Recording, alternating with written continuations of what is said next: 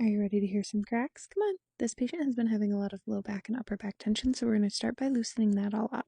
These massagers are a really inexpensive way that you can help loosen up tension right at home. You just want to avoid any bony areas and go over the muscles themselves.